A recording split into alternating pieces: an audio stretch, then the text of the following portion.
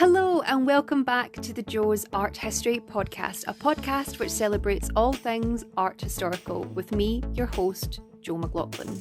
On today's episode, I sit down with Alexandra Kiely, who is an art historian and writer based in the United States.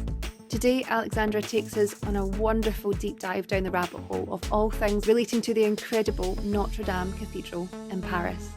Within the history of the world, Notre Dame is an incredibly important icon, both in culture, literature, and film. Alexandra talks us through the history of Notre Dame, the changing views it's had over the years, as you'll be surprised to hear it hasn't always been held in such high regard. We of course have to discuss the fire which tore through it in 2019, which saw millions of people around the world devastated, but also how many people came together to donate, and as well as the conservation efforts of what is happening now on site at the cathedral. It's a fantastic conversation, and I just have to thank Alexandra for giving us such a deep dive into the incredible history of this building, and it really opened my eyes to a lot of incredible things, and the show notes for this episode in particular are excellent. At certain times we do get very technical and we discuss a lot of images, so perhaps you may want to check them out while you're listening to the podcast. You can find them on my Instagram highlights reel. Just if you go to the top of my Instagram and find the number corresponding to this podcast episode, you'll find them there. Or perhaps you might want to watch this podcast on YouTube, where very basic videos, I'll say that of myself, but I do insert the images as we're discussing throughout the conversation. So perhaps you might also want to check this episode out on YouTube. So now all that's left to do is sit back and relax as Alexandra and I talk to you about the history of Notre Dame. Enjoy. I think a very obvious question to start is, have you ever visited Notre Dame? I have, and I am now incredibly grateful that I have, because I don't know when's the next time people are going to be able to. So yes, I've been there, I've seen it, and I'm very, very grateful that I have. When did you go to see it? I got a trip to Paris for my 21st birthday, and I went. Oh, snap. So that was 10 years ago now. Yeah, something similar actually. So I went when I was 18 with my parents, and when you're 18, the last thing you want to do is be on holiday with your parents, never mind try and have fun. Yeah. So I really didn't appreciate it. And then I went back, much like yourself. I got gifted a trip to Paris for my 21st. And oh my goodness, it was just amazing. Although before we start with press recording, I did say to you, my knowledge to Notre Dame I thought was quite good, but it was all very much based on the Disney movie, which was, of course, heavily based on Victor Hugo's book. Yeah. But I had no idea of this building's amazing history, because I've seen it myself, and when you're there, they don't really, unless you do a tour, you have an audio guide, for me anyway, when I've been, they don't really talk you through the history. You're more just sort of, it's such an overpowering building, and in the presence of it, you can't really pay attention to anything that you read or you hear. Yeah, I heard someone say that to really appreciate any Gothic church, you have to spend all day there, and you have to look at every part of the building in every possible different light, because there's so much to absorb that you can't spend an hour or two there and hope to pick up even a fraction of it. I think that's probably true. Yeah, I would completely agree, because even in researching this, things that we're going to talk on about the damage that it's suffered at different points in its history, not just its most recent sort of obvious damage, stretching back to French Revolution. Yeah. And there's remnants of that in the church today, which I've never seen before. So, who knows if it will still be there now after the fire, but very interesting that it wears its scars of time, if you will.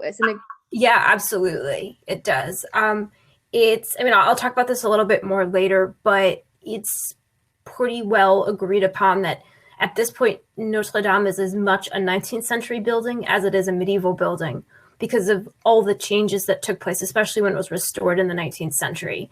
So people tend to think of it, and this is one of the interesting things that's sort of come up in all the discussions about it being restored now. People think about it as this Gothic monument, but really it's this living building that has been used for over 800 years as a church. And it changes according to tastes, according to needs. it's kind of like your house in a way. Like your house isn't just built and stays that way forever and you maintain it. You make changes, you alter things, and Notre Dame is very much like that. So it's got a little bit of everything in it at this point.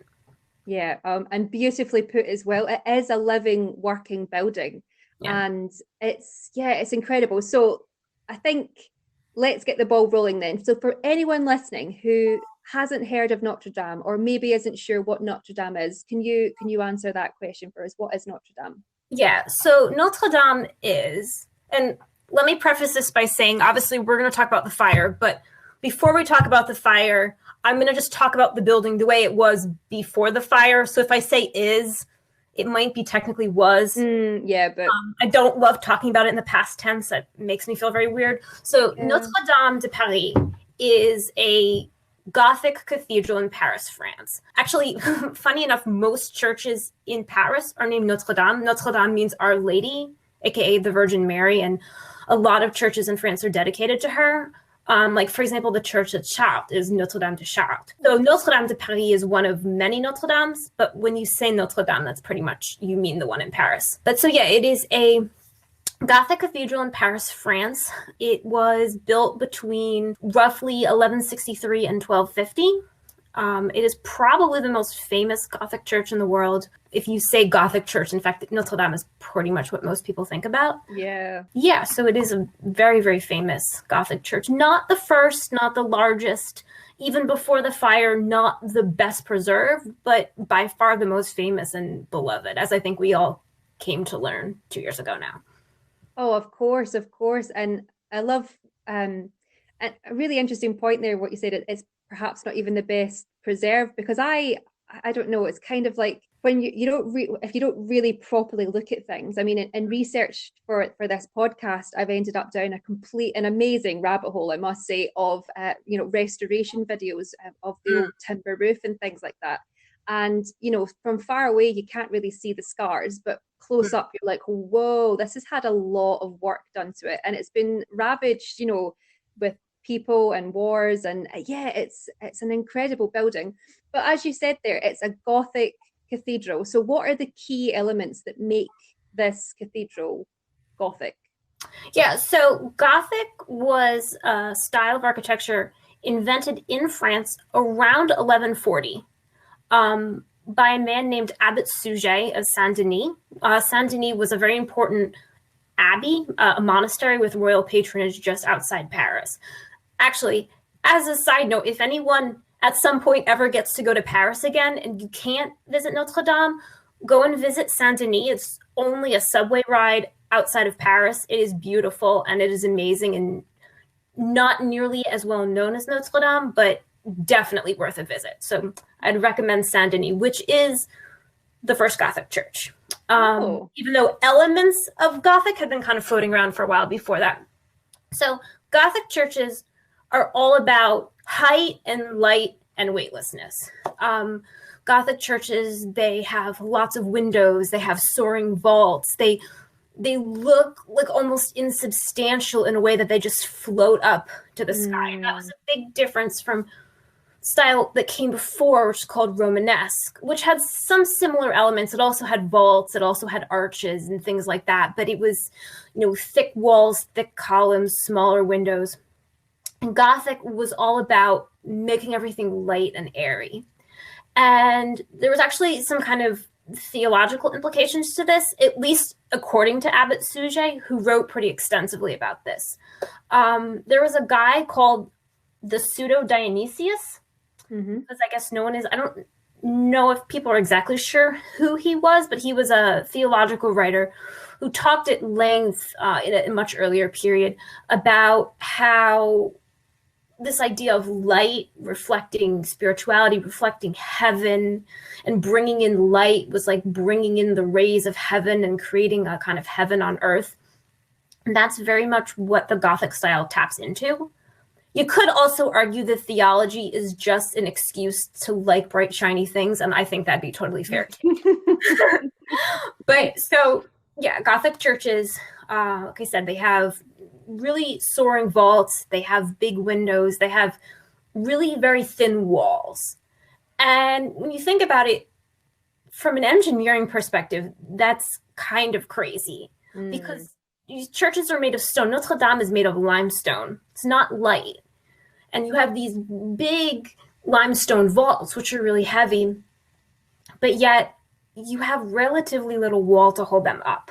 So there are three elements of architecture that make this Gothic light airiness possible. And so the first one is the pointed arch. It's pretty obvious in really any picture you see of Notre Dame. The arch, instead of being semicircular, it almost looks like it has someone pinched it at the top. And that does three things. First of all, pointed arches are stronger than regular semicircular arches. They don't have as much lateral thrust.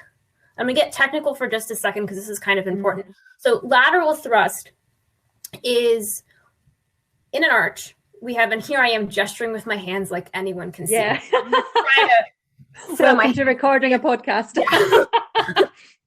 So if we think of an arch, we have two, say, columns that go up and then form the arch. At that point where the straight columns start to curve into the arch, there's a point called the springing of the arch or the springing of the vault. And that part where it starts to curve is the weakest part. It's very likely to just bow outward and collapse. And that's called lateral thrust. And a pointed arch, because of that little pinched part on top, it exerts less lateral thrust. And that means that the arch is stronger.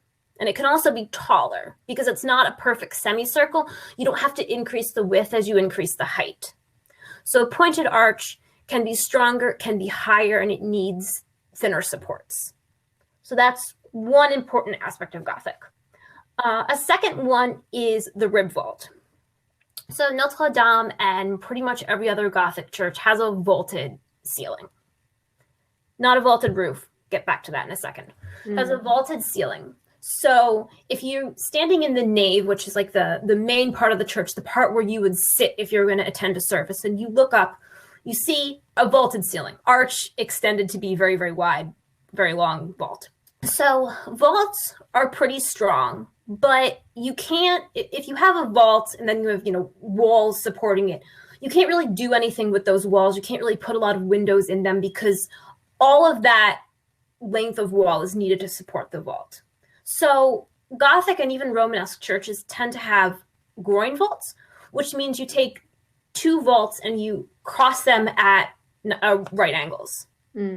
So now instead of having a long vault, which needs walls the whole way down, when you're crossing the vault, it's only at the points where those two vaults kind of meet that you have supports. So you can open up basically horizontally and vertically.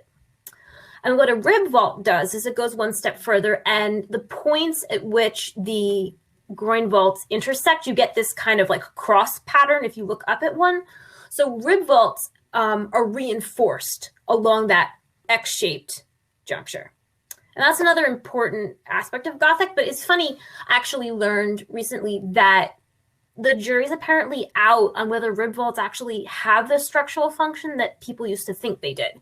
Because apparently there are some cases in buildings that are not in great shape where the ribs of the rib vault have collapsed, but the vault itself has stayed up. So rib vault's an element of Gothic, but is it functional or decorative? We're still not sure. And then the final one, and this is really, really important, is the flying buttress. So the flying buttress is a support on the outside of the church that is used to hold the vaults up. Because just like I was talking before about the springing of the arch and the lateral thrust there, a vault has the same thing, even if it's a groin vault.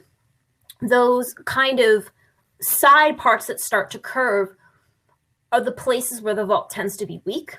So what flying buttresses do is they support that springing of the vault from the outside.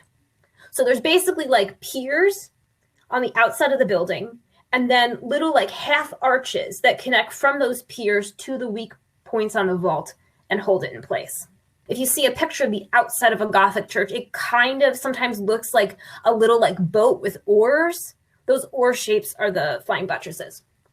And they're hugely important because the whole way Gothic works, the reason you can have these really high, really heavy vaults and then put all these huge windows in is because essentially the builders have pretty expertly channeled the weight of those vaults into some chosen areas and then reinforced them like heck. And the flying buttresses are the biggest way that they did that. That is beautifully explained, I must say. And I love that analogy of the flying buttresses as like a boat with oars. It so is. And when you're looking, I mean, I'm looking at the images that you sent me. You sent me an incredible shot of outside of Notre Dame, and then a brilliant shot straight down the nave as well. And when you're describing this, it just makes complete sense. But then again, every time I look at this, I'm in complete awe because, as you've said, the walls are almost sort of skeletal. They're not these huge, big, thick stone walls. They're very elegant, they're very light, they're very spacey. But of course, that's what adds to the sort of grandeur, the sort of heavenliness of it. And the whole point of this incredible building is to show the heavenliness of the Virgin Mary. And it's a tribute to her and to, I don't know, a religion that everyone's life centered around for such a long, long time. And it's an incredible, incredible building. Yeah. And something else that's amazing about Notre Dame as well is that it's incredibly decorative, as most Gothic cathedrals are. Like you've mentioned, it's got incredible windows. Very famously, it has 3 beautiful rose windows and a lot of stained glass within as well. And also very heavily decorated outside as well. Yeah, the decoration is really, really beautiful. Those 3 rose windows, they are 13th century. So they are, not all of the stained glass in the building is medieval. The 3 rose windows are. I believe one of them was like reworked in some way, but it is original 13th century glass, and they did all survive. All 3 of them survived the fire. Which is just, I mean, amazing. Miracle. It is a miracle. It really is. Oh, unbelievable. And then you also have, like you said earlier, this is a working building. You have, the incredible sort of organs and pipes as well that are in there. And, this is someone's full-time job, but there's actually 3 people. That's their, they sort of split the work between them. And their job is to play the organ in Notre Dame. It's an amazing building. It really is. Yeah, but what I found really, really interesting, is this, it has this incredible history, this grandeur, and as you said, when the fire happened, it was a shock felt not just in Paris, around the world. I think people like collectively mourned, not to sound over dramatic, but I think it's one of these times where when something like that happens, and it's such a huge monumental thing, you will always remember where you were when you heard the news. Absolutely.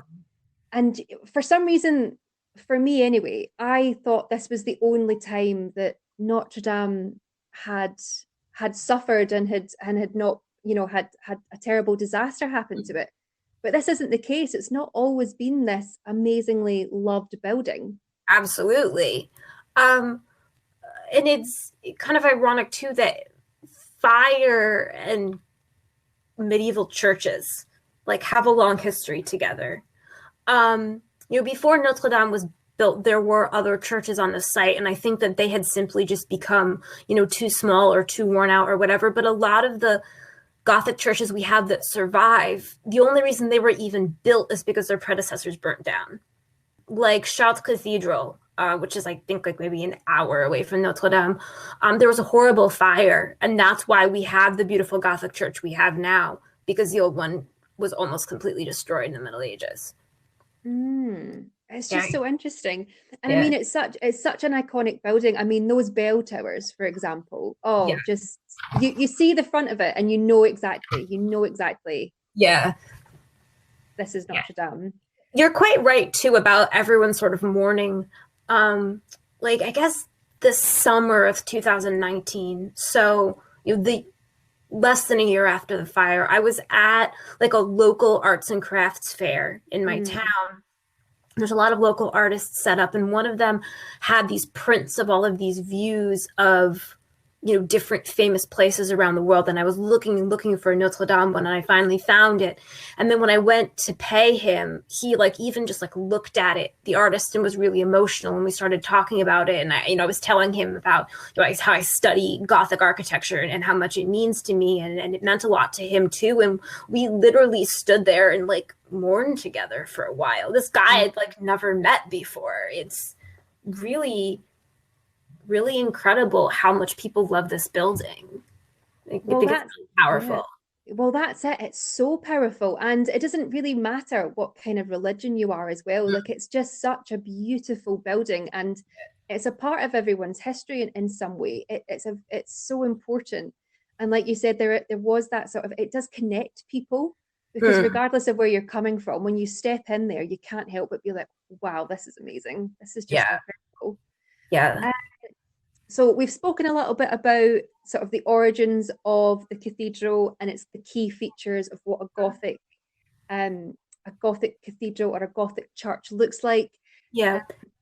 And one of the things that became a topic of conversation, of course, because of the fire, was, of course, as you've said previously, it doesn't have vaulted ceilings, a vaulted roof. It's got vaulted ceilings, but the roof isn't vaulted.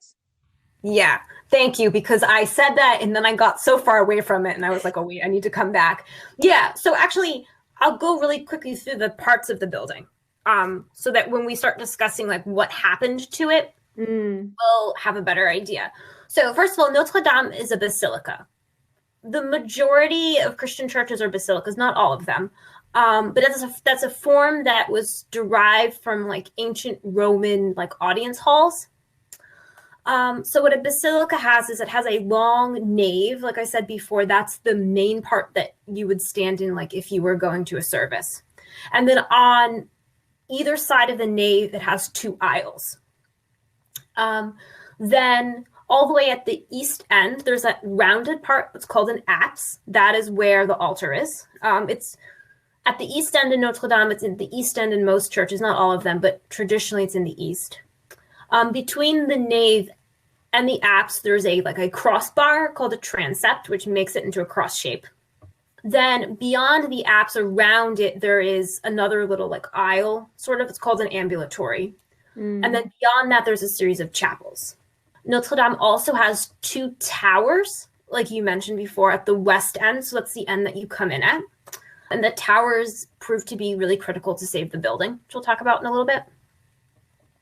Then above that nave, with that gorgeous groin vault that we just talked about, there is, I'm definitely going to say there was an attic.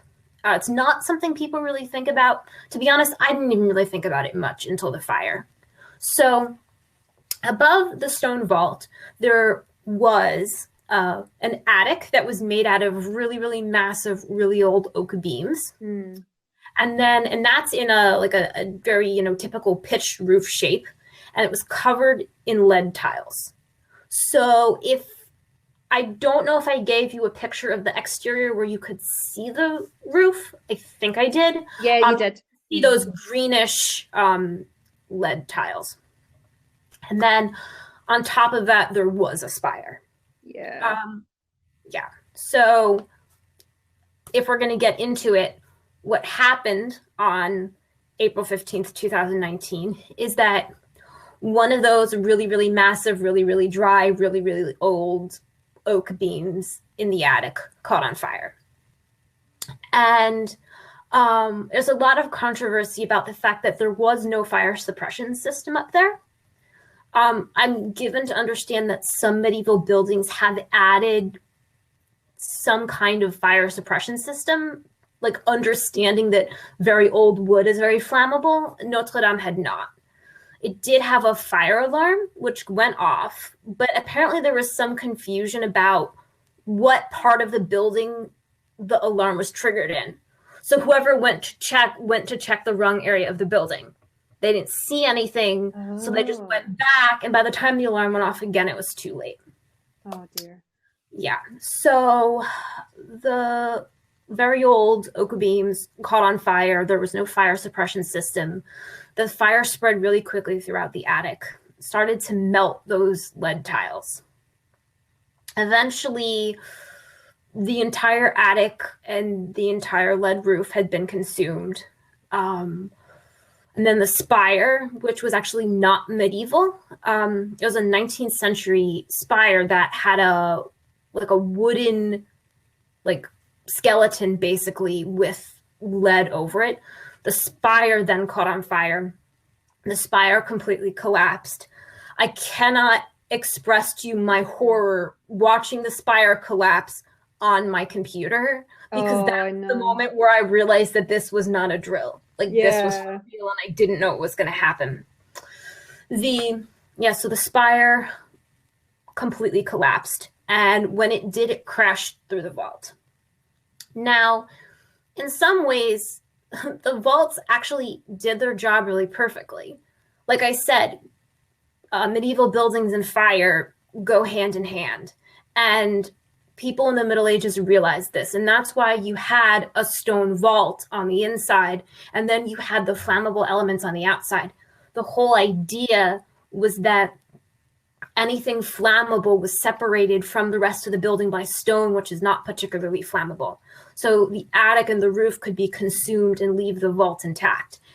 And that was pretty much true. The only thing that did in that center section of the vaults was all the weight of the lead in the spire collapsing onto it. But everywhere else, the vaults held, and that's why the fire never really spread to the interior of the building. Because basically, those medieval masons, people in the modern era like to say that they didn't really know what they were doing, but clearly they did, because exactly what they wanted to happen happened, and that's the only reason the building's still here. Yeah. And it's an incredible thing to think about, really. This building's 800 plus years old. Yeah. And when the sort of original stone masonry has been executed so perfectly that a fire in modern day times, it could still withhold it. And that's not to say, of course, that there hasn't been restoration of the building throughout its history. Of course there has. It's weathered, it is stone, as we've said previously, but that in itself is incredible. And the fact that they're able to, it's amazing. Actually, I hadn't actually looked into the sort of conservation efforts that are happening now, once, to repair Notre Dame to its original glory.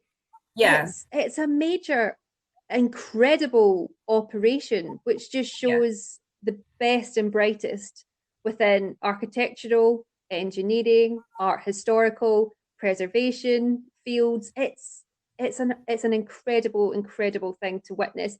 Terrible that it happened, but it's amazing how you needed really skilled laborers and people who were the best at what they did to originally put it together, and now you need exactly the same team of people hundreds of years later to do exactly that. And that they're able to sort of trace back, because they've really sort of turned it into this research sort of based assessment as well, because although it's a terrible thing that's happened, they've got teams of people that are able to look at the limestone, for example, that's collapsed, and they can date it and try and track its location to where it was originally quarried, and then think about how it was brought into Paris, which they never would have been able to do had this not happened.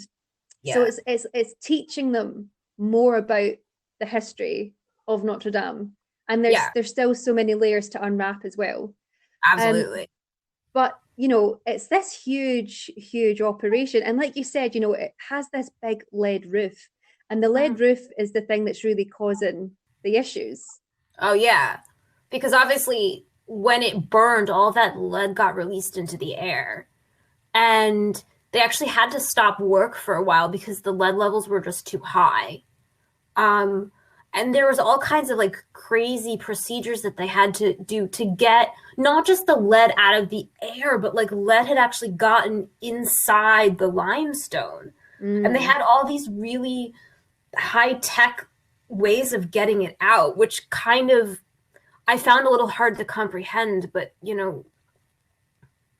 it seems like they've gotten it all out now, but it was definitely a big issue for a while.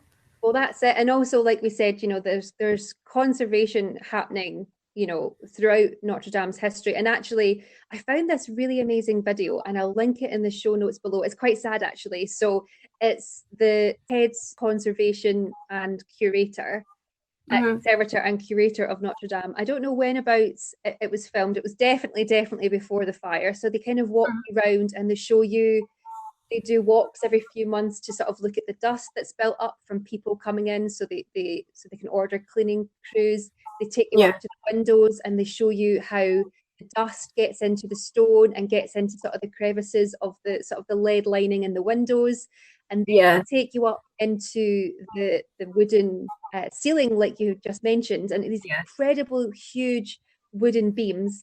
And it's nicknamed the Forest of Notre Dame because every one beam was one tree. Incredible system. But essentially, this is where they talk you through that Notre Dame is a continuous building site. And actually, the spire has caused damage previously, which I had no idea about. So in 1999, there was this huge storm, and the spire, a part of the spire fell off and pierced the roof, but didn't come through the vault. But there was a lot of work to sort of make that area watertight, but it took a few years to get funding released, which is incredible. But when you think about what one thing that really stood out for me in the fire, of course, terrible thing that happened, was the response of aid that people gave and what the government pledged. And I think did Yves Saint Laurent, the brand, did they not pledge millions and millions of euros to get it up and running? I believe so. Yeah. And it's the building has a whole history of being conserved. I don't know. Do you want me to talk more about that? Oh, yeah, I would love that. Yeah, absolutely. That's a very, very cool part of the building's history because it definitely is an ongoing construction site. Like I mentioned, Notre Dame was primarily constructed between 1163 and 1251. The high altar was consecrated in 1182, so they could start performing services in it after that. But it was constructed for almost 100 years, which is pretty common in medieval buildings. But then there was always parts being changed, renovated, improved upon, on and on after that. And then you got to a certain point where the building started to fall into disrepair because, as I'm sure many fans of art know, you had the Middle Ages and then you had the Renaissance. And the Renaissance was like not a big fan of the Middle Ages.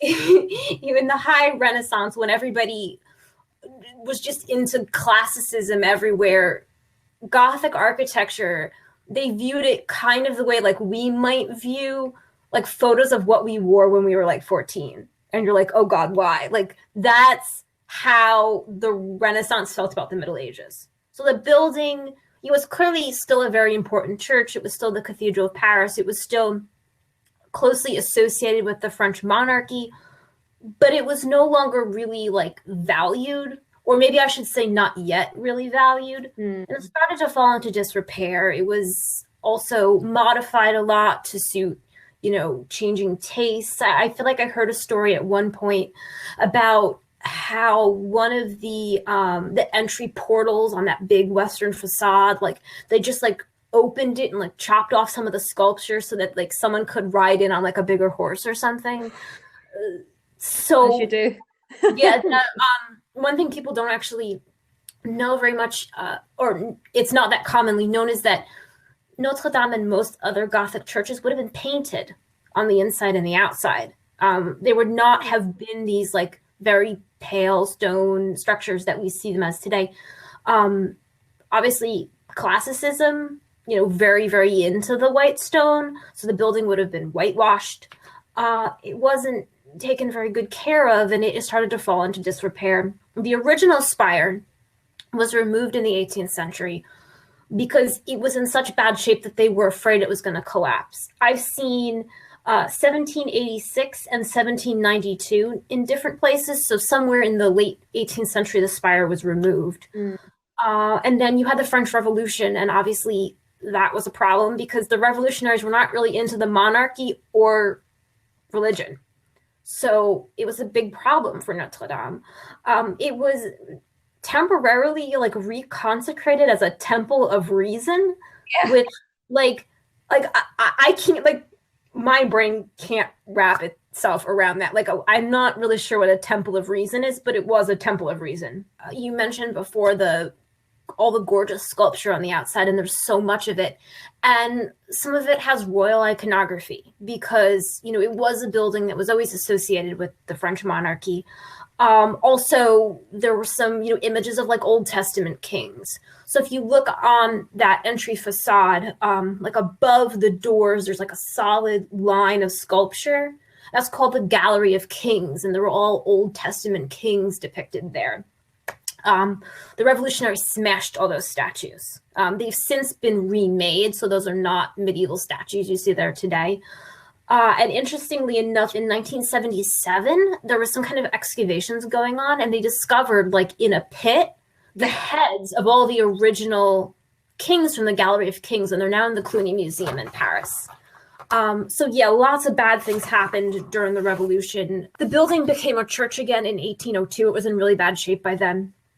Actually, Napoleon had his coronation there, and apparently they had to like hang wall hangings to disguise how bad the church looked at that point. There was another revolution in 1830, and it underwent more damage.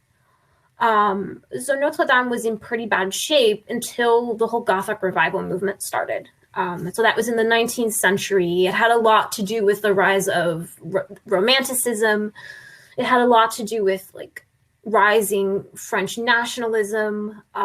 King Louis Philippe in the 1830s was very, very into understanding and celebrating French history. I believe the Napoleon and his brother, cousin, I never remember, but Napoleon and Napoleon III were both very into French history. And this is when Gothic started to come back into fashion. This is when you get the beginnings of like the survey of French monuments, the restoration movement. The Monument Historique is a government organization or quasi-government organization dedicated to preserving these monuments. And that's when people started to care about Notre Dame again. This is when Victor Hugo wrote Notre Dame de Paris. When you started having all these, Gothic revival architecture, Gothic literature, and people started to be very, very interested in the Middle Ages again. And so clearly this really important cathedral in the middle of Paris, people were starting to realize that it wasn't really being taken care of the way it should be.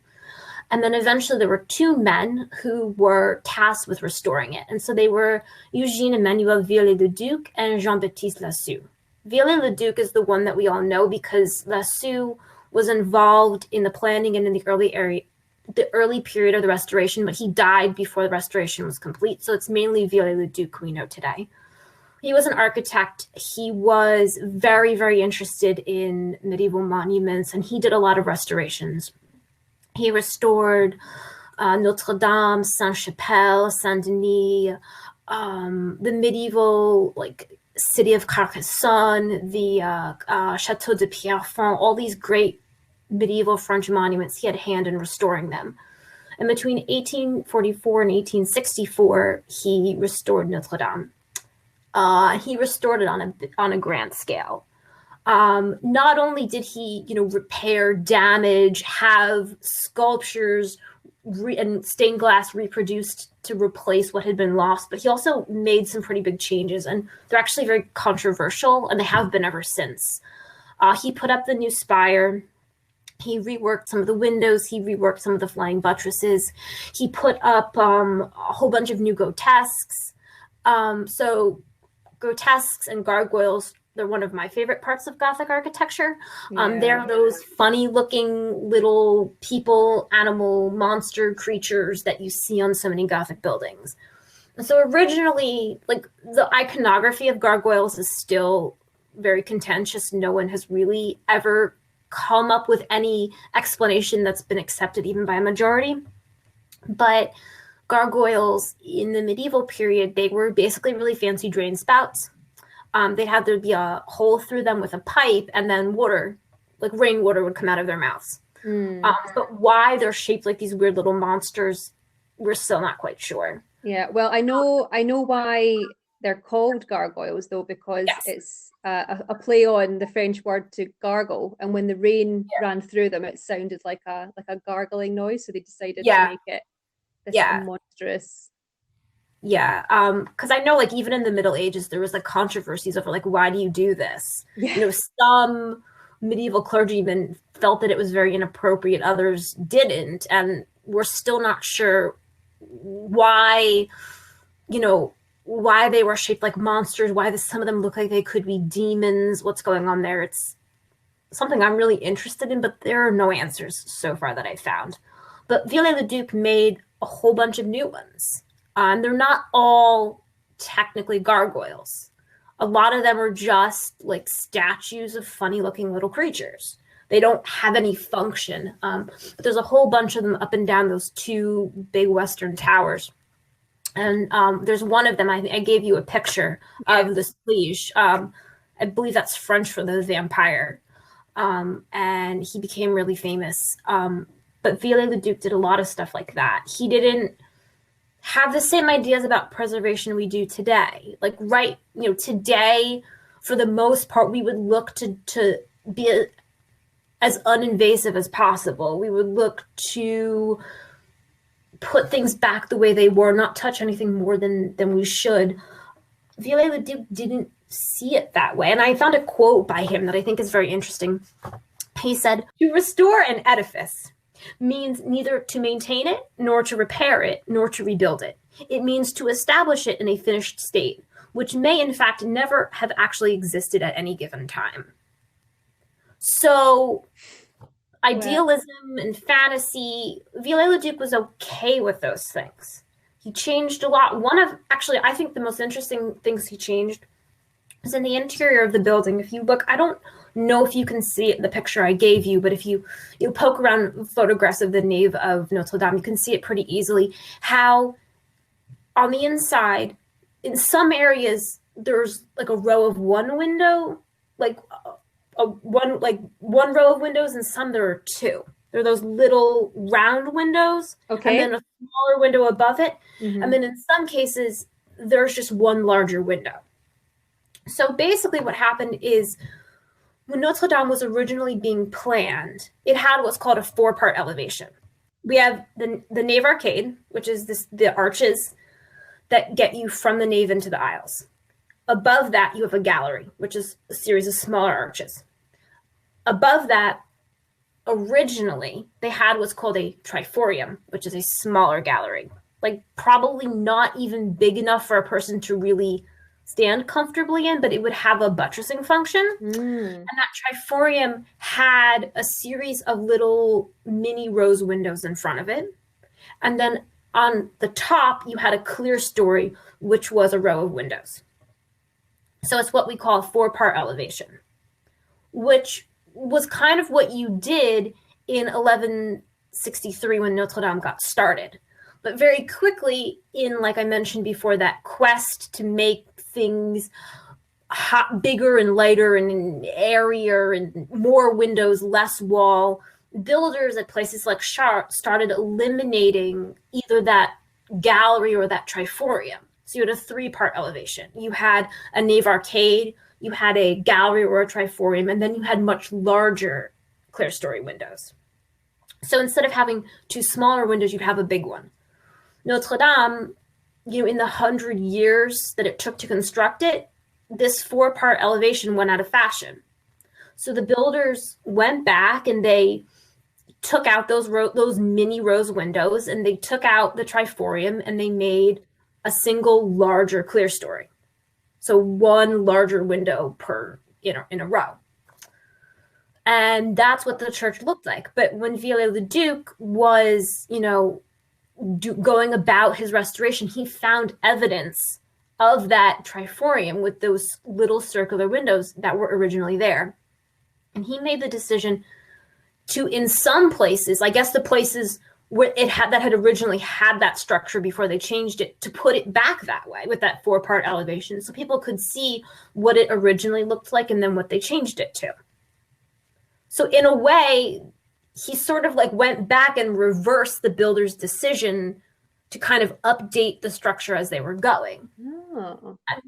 And it was kind of clever of him to discover that, Viollet-le-Duc, he knew his medieval buildings inside and out. I mean, he made studies, he made sketches, he knew what he was doing, and I think he had a lot of love for these buildings. He just had some very different ideas about how to do them justice than we might have today. Yeah, and that's actually factored kind of at times heavily into discussions about how Notre Dame should be rebuilt now. Oh, because really? Viollet-le-Duc altered it, kind of heavily in a way in his day.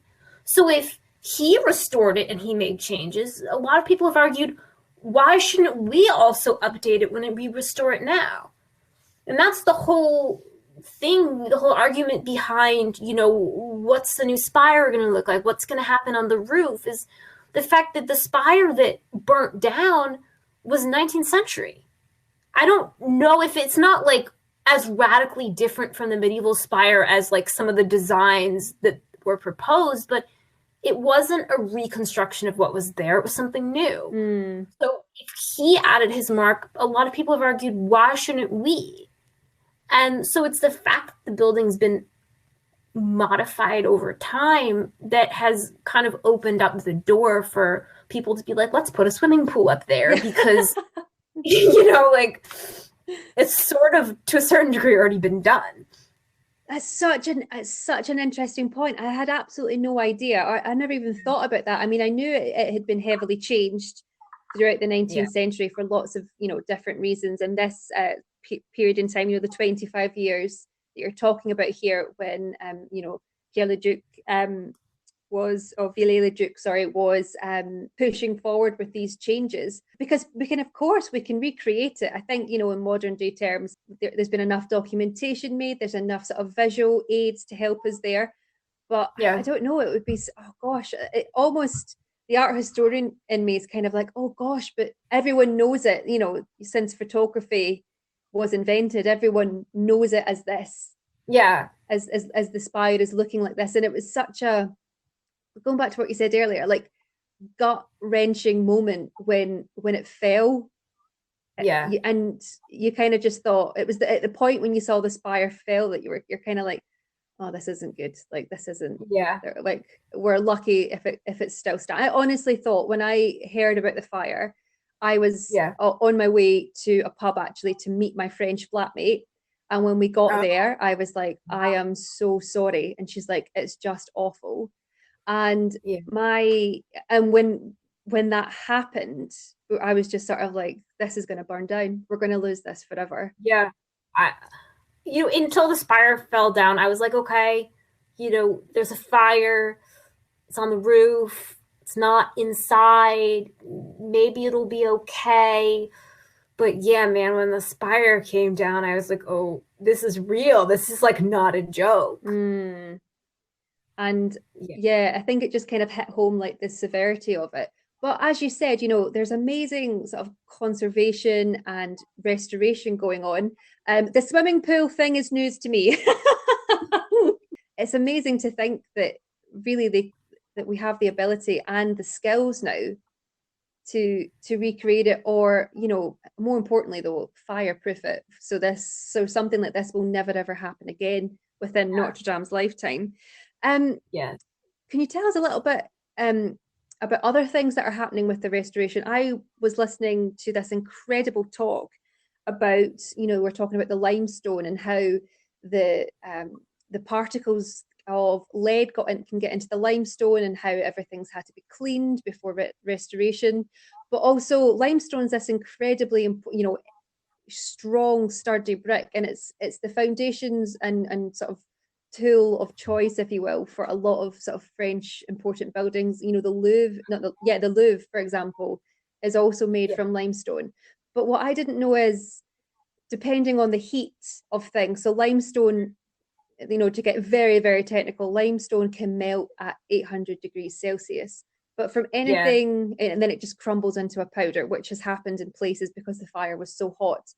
But from anything above 300, it then starts to, although it doesn't crumble, it starts to alter how the bricks are formed and the strength of the bricks. And then some of the bricks have been really, really badly water damaged because they're porous because of the fire. It's just incredible.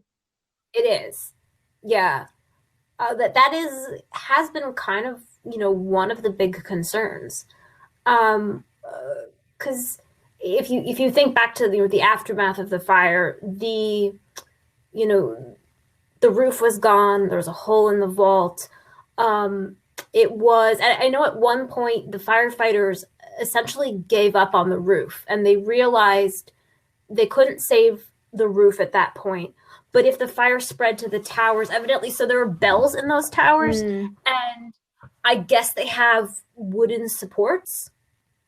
And there was the fear that if the fire spread to the towers and consumed those wooden supports and the bells fell, the towers were going to fall and then the whole building was going to fall. Yeah. So it was when they decided to, forget about the roof and save the towers. That's really when they saved the building. And I know, having researched pretty extensively right after it happened, that those Paris firefighters were so heroic. I mean, I think pretty much with like no regard for like their own safety. People were going in there, taking artwork out, taking relics out, trying to save, going up in those towers. God bless them. Like, they're the only reason the building's still here. Yeah, I do think this is a good point to, something from a museum sort of background, and it's important for people that maybe don't know this, all important buildings and all important museums like Notre Dame, like the British Museum, like the Louvre, all these places have a disaster plan in place. So essentially, when something happens, for example, if a flood happens or a fire happens, they have a list of, get to these things, these are the most important things, get them out. But there's only certain people that, if they're on shift, these are the people that go. But if they're not on shift, these are the people that go. But like you said, firefighters took it upon themselves to be like, let's get as much as we can out, because it just again just shows you without even being religious or art historical or a fan of architecture, these things are important. And I think when things like this happen and the world feels a hit like this, I just don't understand how people can still continue to say culture and history and art and architecture aren't very important and compared to the grand scheme of things, because look at the reaction. Yeah, absolutely. Yeah, I completely agree with that. I mean, it hit a nerve that none of us knew we had. And that, what I remember is that gut wrenching, oh gosh, I could well up thinking about it. It's that Quasimodo. Why would you bring that up? Yes. Notre Dame. It was like, oh my God. Like, it was just gut wrenching. Yeah. Okay. I'm going to talk about more things and not think about that. But so you asked me about stuff going on with the restoration. Yes. So I was going to say, and then I got really off topic. I've done that a couple times. So yes, in the aftermath of the fire, the roof was gone. There was a hole in the vault. People didn't even realize at this point that there was all the lead in the air. They'd find that out soon enough, though. There's tons of debris on the inside. Fortunately, it seems like the inside of the building was in pretty good shape. There's that photograph I included. It's like really iconic now of all of that debris just sitting there, and then that like Baroque Pietà statue. Just there. It's wow. But yeah, that's where they were at. And people couldn't even go inside the building for a while because just nobody was sure how structurally sound it was. They were having like little like robots go in there to clean stuff up and take probes and whatever. The medieval stained glass survived, the organ survived, the art survived. There was a bunch of statues of apostles on the spire, including one of the apostles had the face of Viollet-le-Duc, apparently. Oh. He's the one that's like looking up, like semi in alarm. They had been removed to be restored just days before the fire. So they survived, the weather vane survived, a lot of random stuff. But they weren't sure how structurally sound the building was. It's exactly what you said. The stone looks okay, but how strong is it? We don't really know. And then that led to a lot of kind of sensationalized media coverage about the building's going to fall down at any minute. I actually personally, because I wrote an article about what was going on with Notre Dame right after the fire, and then I wrote another one year after. And in both cases, I was very, very frustrated by the sensationalism of the way that the fire was covered in the media. Everyone wants to be like, the building's going to fall down at any minute. Not quite sure that that's true, but there were definitely structural concerns. My understanding is that no one can definitively say right now that it's stable, but no scans that they've taken or no readings they've taken have indicated that it's not. Yeah. So we can't say it's not, that we can't say it's okay, but there's no real indication at this point that anything is wrong. There was also a lot of concern because of some scaffolding, which you can see if you see a lot of the pictures after the fire. Yeah. So there was actually restoration going on at Notre Dame when the fire took place. Now, whether that played any role, we don't know. We don't know if, a workman dropped a cigarette and didn't realize it wasn't totally extinguished or something like that, or if the fire and the restoration had nothing to do with each other, but they were working on the spire. Obviously, no workmen were up there when the fire started, but they had been working on the spire and they had erected this scaffolding around it. And with the heat of the fire, all the scaffolding, it got all twisted and deformed and melted together. So it's now it was at that point, basically this giant hunk of deformed metal that no longer really had anything to support it and was just chilling out above the hole in the vault. People were very concerned about that. They were concerned that made the vaults even more unstable. They were concerned that the process of getting it down was going to disrupt the vaults. So that was a big area of concern. There was a lot of concern about things like on the facades of the two transepts, where two of the rose windows are, there was no longer anything behind them because the roof was gone. So they had to remove some of the stained glass. They had to shore those things up. They had to basically make sure that the building was now better supported. And I believe that's an ongoing process.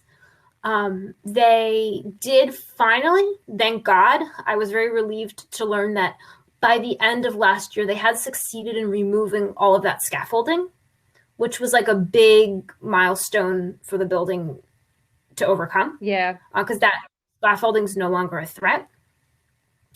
So then I know what they've been doing now is they have been adding all kinds of braces to shore things up.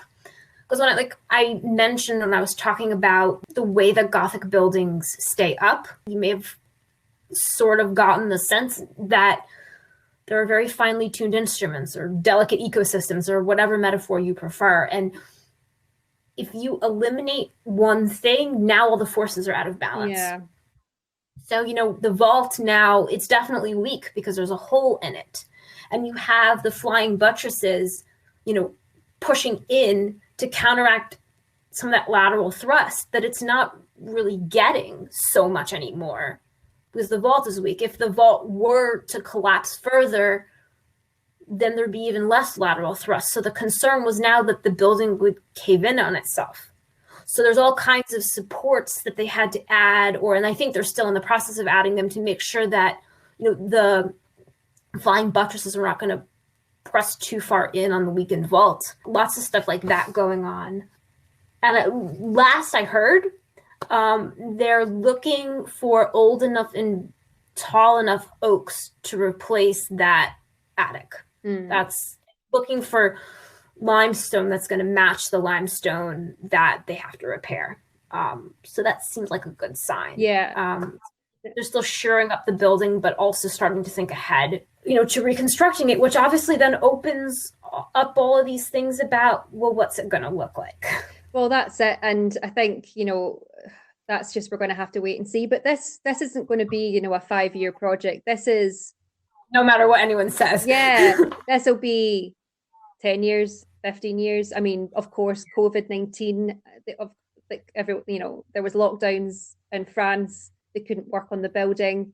There's a team of, I think, 200 people. I actually found a really great ABC News segment that shows you sort of 18 months on. So it was released in January, and it kind of shows you their reporter going in literally a few days after the fire with no safety equipment on, because of course they didn't know about the sort of the lead in the air, and then him going back in a year and a half later. And it gives you a really great before and after some shots, and I'll leave a link to that in the show notes below for anyone that's interested in seeing the developments of it. But it's safe to say they're making progress, and there is hope. Absolutely. And I think that's the best thing about it, is no one has lost hope. No one has come out and said it's a disaster, tear it down, let's start again. Yeah, but yet again, if you read some of the media coverage, like, you wouldn't necessarily get that perspective fully. Mm-hmm. So yeah, you know, I try to sort through it to get to, you know, what's really going on. And I think it's, you know, maybe I'm still holding my breath a bit, but I think we're in a lot better shape than maybe we thought we were going to be. Well, that's it. I mean, for me, like I said previously, I just can't believe it's still standing. I can't believe believe the rose windows survived. Like, they are within kissing distance, if you will, of the tower falling down. And fine. It's a miracle. It's amazing. Alexandra, I have absolutely loved talking to you. Thank you so much for, well, like I said previously, I thought I had a good understanding of the history. Absolutely not. This has been a thrill to you know, speak to you about, to learn about. And yeah, I know this is going to be such a popular episode because the world loves Notre Dame.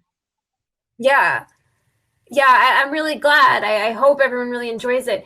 And it's kind of interesting too. We didn't even get into it, and that's okay because it's a whole separate conversation. But this idea of how Notre Dame has become this building everybody loves, and I mean, part of it went back from the beginning, but a lot of it really only came about in the 19th century. Because in one of the books I was rereading, whatever, in preparation for this, I was seeing a lot of talk, and I hadn't really thought about this before, about the 19th century restoration of Notre Dame coinciding with the advent of photography, and how all of these artists would come to the construction site even and photograph the work, and photograph the building, and photograph themselves, you know, hanging out, you know, in the towers. And then you had artists like Charles Marion, who did that lovely print of the Strige that I included in the images, you know, and he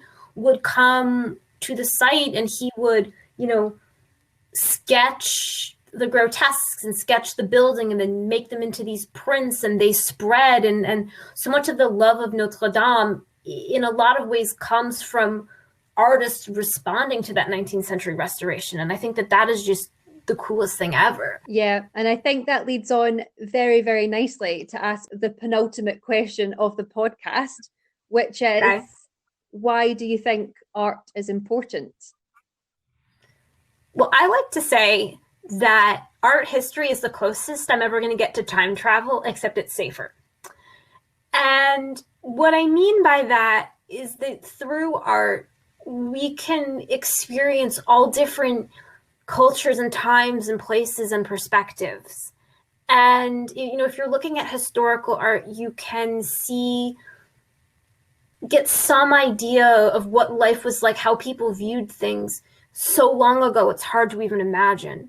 If you're looking at contemporary art, you can kind of see the world through other people's eyes, see it through the perspective of the artist who created it.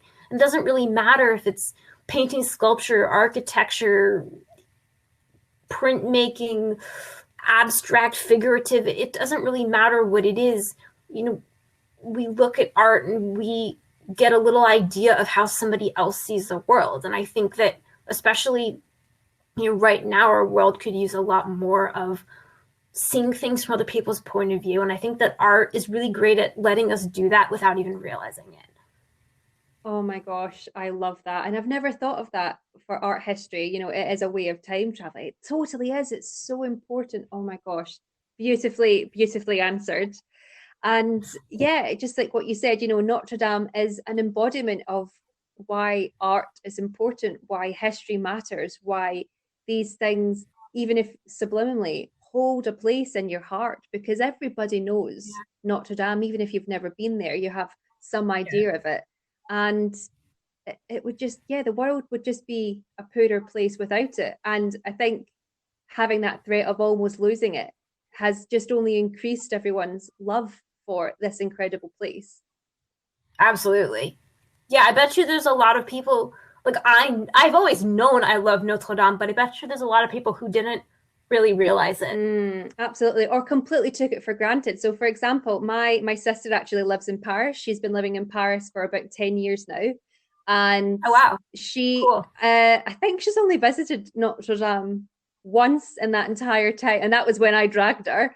And I think it's classic when you live in a city and it's there and you just, you know, you sort of take for granted that it's there. And then when it happened, there was this guilt of, oh my gosh, I can't believe I haven't appreciated this. This is this beautiful thing that we almost, yeah, it's amazing how from disaster you realize things, it builds hope, but also relationships, like you said, that gentleman that you bought that print from, you know, it bonds people. And I think Notre Dame is that, without sounding too sort of fluffy, it's such an important building across the board. Alexandra, I have loved talking to you. Thank you so much for coming on to the podcast. I think my final question is, where can people connect with you and find you? Because you also write as well, like you said. You can find my website online at ascholarlyskater.com. And I'm going to spell that because it's a little bit much. ASCHOLARLYSKATER.com. And that is my website where you can find lots of stuff I've written about Notre Dame, about medieval art, about all kinds of other things, about art books I've loved, basically just sort of whatever art I'm into today. You can find it on there. You can also follow A Scholarly Skater on Facebook. Amazing. And I will leave links to that in the show notes below. Thank you so much. I've loved having you on. Thank you. I've really enjoyed this. Thank you so much. No, of course. And there you have it, the end of another episode of the Jo's Art History podcast. Once again, thank you so much to Alexandra for coming on and speaking so brilliantly and passionately about Notre Dame. I think you'll agree that was a brilliant episode, and Notre Dame has such a rich history, and we've really only scratched the surface. It was very much like a whistle-stop tour. There's so much information and resources in the show notes. There's some excellent videos that I found that give you a very brief overview of Notre Dame. I also linked the video that I mentioned about the conservator and the curator that go and show you the ceiling of Notre Dame before it burns down. It's quite haunting, but a very interesting watch, as well as updates about what's happening now in the restoration after the fire of 2019. If you've enjoyed listening to today's episode, please do let us know. You can contact me, joesarthistory@gmail.com, or you can speak to me via my Instagram at joesarthistory. And while you're there, why not give me a wee follow as well? Alexandra's links will be in the show notes below, but please do check her out. She is an incredible writer. She also writes for Daily Art magazine, as well as having her own website and her Instagram, which again I will link below. If you have enjoyed this episode and while listening you think, hey, I know someone that would like to listen to this, please do pass it on. It would be brilliant to get as much people listening to the podcast as possible. All the images that we discussed throughout the podcast can be viewed via my website or my Instagram, which is at Jo's Art History, or my website www.joesarthistory.com. This podcast can also be viewed on YouTube, and you can listen and watch along with subtitles. And although the videos are a little bit basic, I do insert the images that we're talking about as we speak about them, so do feel free to check me out there. And the whole back catalogue of the podcast is also on YouTube in video format. Finally, I have been your host, Jo McLaughlin, your resident art historian, as always, on the Jo's Art History podcast. Thank you so much for listening, and I look forward to welcoming you next time. Until then, keep learning, and remember, art is for all. Bye.